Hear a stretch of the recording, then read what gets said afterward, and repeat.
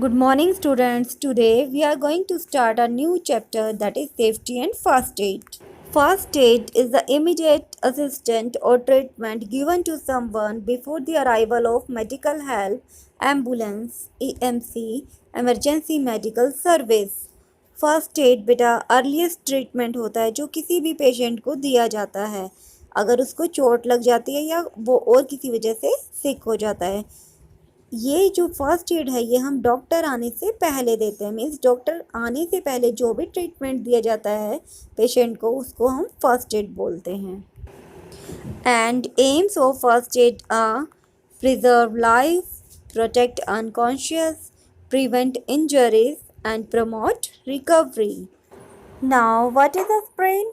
Sprains and strains are when muscles or joints are overstretched, for example after a fall. Sprain के अंदर जो हमारी muscles है वो ओवर स्ट्रेच्ड हो जाती हैं और जो टिश्यूज़ हैं, जो जॉइंट्स के अराउंड टिश्यूज़ हैं वो टॉर्न हो जाते हैं, वो डैमेज हो जाते हैं। दैट को swelling and discolouration of the skin, जिसकी वजह से जो पार्ट इंजर्ड पार्ट है वहाँ पे स्वेलिंग आ जाती है और उसका जो कलर है वो चेंज हो जाता है। First aid for the sprained area are rest, apply ice pack, apply ointment for the pain relieving, use a bandage to compress the injured part, and the last is elevate the injured part if possible. Sprain area को हमें rest कराना चाहिए, ice pack apply करनी चाहिए, ointment लगाना चाहिए ताकि pen कम हो और बैंडेज की हेल्प से हमें उसे कंप्रेस करना चाहिए। अगर पॉसिबल हो तो उस लिम्ब को, उस पार्ट को हमें एलिवेट करना चाहिए, ऊपर उठाना चाहिए। Next injury is fracture. It is a slight crack or break in a bone. Fracture में जो हमारी बोन है उसमें क्रैक हो जाता है या वो ब्रेक हो जाती है, वो टूट जाती है, जिसकी वजह से बहुत ज़्यादा पेन होता है। और फ्रैक्चर के केस में हमें जो मेडिकल अटेंशन है, जो मेडिकल हमें फैसिलिटीज़ हैं वो तुरंत चाहिए होती है, वो इमीडिएटली चाहिए होती है हमें। जैसा बेटा आपको इस पिक के अंदर नज़र आ रहा है, ये जो बोन है ये ब्रेक हो गई है, बीच में से टूट गई है। First aid for the fracture are keep the patient still and support the injured area with a splinter. सबसे पहले आपको जो पेशेंट है उसको कंफर्टेबल फील कराना है, उसको काम रखना है, शांत रखना है। उसके बाद जो ब्रोकन बोन है उसके नीचे आपको एक सपोर्ट यूज़ करना है जिसको हम स्प्लिंटर कहते हैं। ये जो सपोर्ट है ये पीस ऑफ वुड भी हो सकता है, शीट ऑफ न्यूज़पेपर भी हो सकता है या कोई कार्डबोर्ड का पीस भी हो सकता है। Now apply the ice to the fractured part to reduce the swelling and pain. अब जो फ्रैक्चर्ड बोन है, फ्रैक्चर्ड पार्ट है, आपको वहाँ पे आइस अप्लाई करना है ताकि जो स्वेलिंग है वो कम हो जाए और पेन भी थोड़ा कम हो। And consult the medical professional immediately. Next injury is burn. Burn किस वजह से होता है? It is caused by the exposure to the heat, electricity और केमिकल्स। अगर हम डायरेक्ट हीट के कांटेक्ट में आ जाएं या हमें इलेक्ट्रिसिटी शॉक लग जाए या हम पे कोई केमिकल फॉल हो जाए तो हम इन तीनों ही केस में बर्न हो सकते हैं, जल सकते हैं। तो बर्न के केसेस में जो पेशेंट है उसको काफ़ी ज़्यादा पेन होता है, साथ में ब्लिस्टर्स भी हो जाते हैं।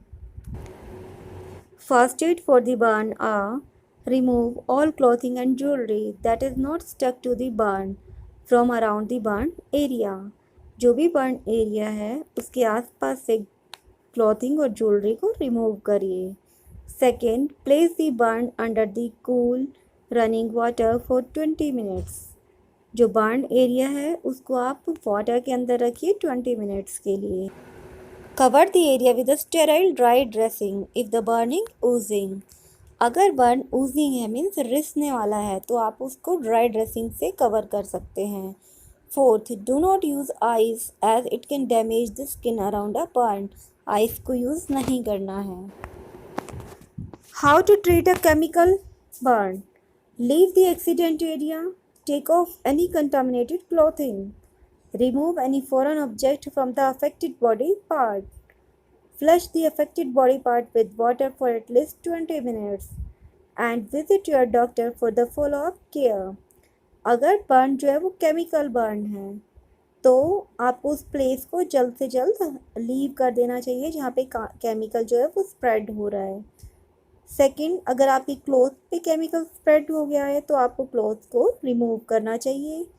थर्ड, अफेक्टेड पार्ट के पास में कोई भी अदर ऑब्जेक्ट है तो उसको रिमूव करिए और अफेक्टेड पार्ट को वाटर के नीचे रखिए कम से कम 20 मिनट्स के लिए और अपने डॉक्टर को फॉलो अप करिए। Fire prevention and action. What causes a fire? Fire can only exist when these three elements are combined, and these three elements are heat, fuel, and oxygen. बेटा, fire means होता है आग लग जाना। तो आग कब लगती है? जब हीट, फ्यूल और ऑक्सीजन कंबाइन होते हैं। तो इससे बचने के लिए हमें क्या करना चाहिए? क्या सेफ्टी रूल्स हमें अपनाने चाहिए?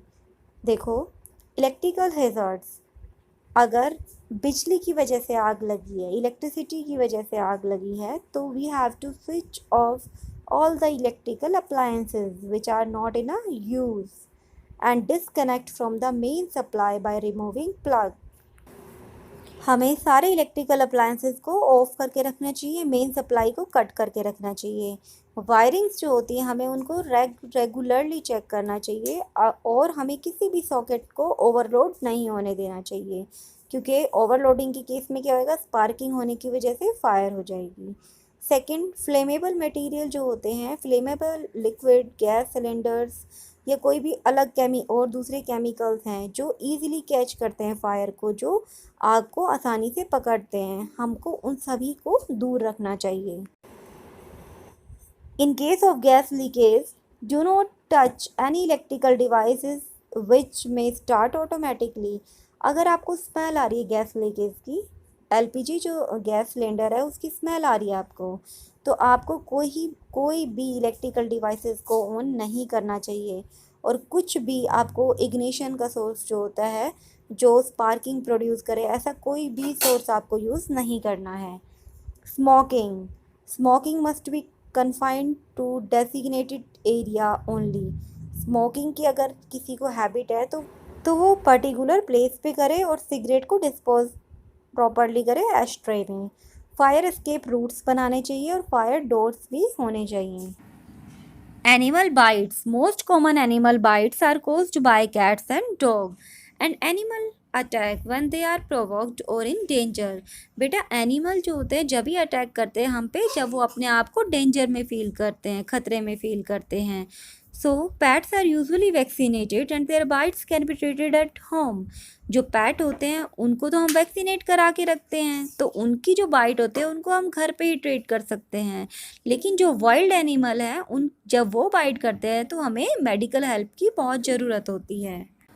First aid for the animal bite are wash your wound thoroughly with the soap in flowing water, cover the wound with the antibiotic ointment and clean bandage. Now take the victim to the doctor. सबसे पहले आपको जो wound है उसको अच्छी तरह से shop और वाटर से क्लीन करना है। उसके बाद अगर ब्लीडिंग होती है तो प्रेशर अप्लाई करके उस ब्लीडिंग को स्टॉप करिए। Then apply antiseptic lotion and tie a bandage. In case of snake bite, take note of the snake appearance like color, body scales and head so that you can easily describe it to the medical staff. Snake bite के case में अगर possible है तो आपको snake का appearance जो है वो ऑब्जर्व करना है ताकि आप मेडिकल स्टाफ को एक्सप्लेन कर सको। The most important thing is the victim should remain काम, रिलैक्सड एंड फियरलेस। जो विक्टिम है वो शांत रहना चाहिए, रिलैक्स रहना चाहिए, उसको डर नहीं लगने देना चाहिए। Affected part of the victim should move as less as possible, and while moving the victim it should remain below the level of the victim's heart. Victim को हमें कम से कम मूव करने देना चाहिए और जो उसका अफेक्टेड पार्ट है हार्ट के लेवल से वो बिलो रहना चाहिए ताकि पॉइजन जो है स्प्रेड ना हो। अफेक्टेड एरिया को बैंडेज से कवर करके रखना चाहिए and take the victim to doctor immediately. इस इमेज को देखिए बेटा, इसमें क्या ये जो बेबी है ये क्या कोशिश कर रही है, इस बॉटल को लेने की कोशिश कर रही है। ये है तो डेली यूज़ की चीज़ क्योंकि बाथरूम में यूज़ करते हैं, लाइक फिनाइल भी हो सकता है, ये डिटर्जेंट भी हो सकता है, इनमें नेपथलीन बॉल्स भी हो सकती हैं। लेकिन ये क्या है, ये पॉइजनस हैं सारी, ये जहरीली हैं।